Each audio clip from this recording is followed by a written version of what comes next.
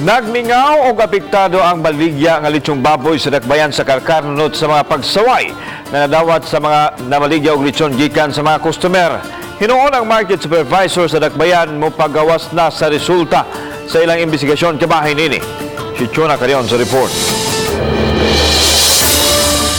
Gibisita sa RTV Balitang Bisdak News Team ang merkado publiko sa Carcar di naglinya ang mga namaligya og lechon. Nagmingaw kini og mga nakay customer itandi sa milabay mga adlaw human nag-viral sa social media ang bating taras sa mga namaligya ngadto sa mga customer. Nailang dakbayan sa Carcar sa mga lami ang lechon apan naapektuhan karon ang ilang panginabuhi gumikan sa kontrobersya nga ilang giatubang. Pasangil sa mga customer nga giharas sila sa mga namaligya. Panos ang gibaligyang lechon ug migamit pa og tikasan nga timbangan ang namaligya og lechon. Tungod niini apektado gyud ang ilang paninda.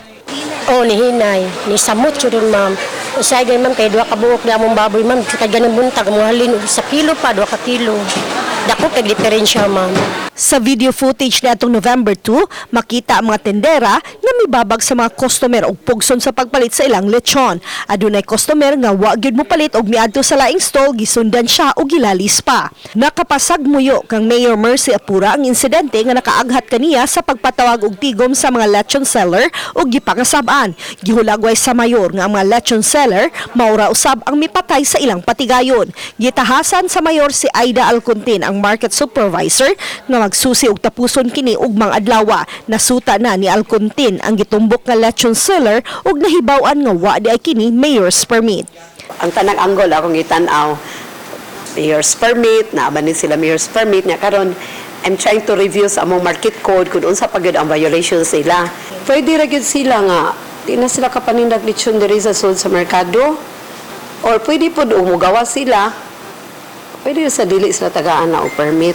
Ilang pasabot nga dili tanang lechon seller ang abusado. Amo silang entertain na sa maayong pag-entertain ma'am. O dili na mo gusab na mag-anham media sa tubangan mga tang. Ari na jud mi sa among pwesto. Dili nami mo gawas. Wala na mag-init-init. Dili nami mag-init. Wala manindag ba. Samtang ang pipila ka mga customer, moderetsyo na lang sa ilang mga suki. Makapalit na mis mayo. Liatid mi maglumlum sa mayo. Ubani rin ang Tikinyones, Chona Carion, Balitang Bisdak.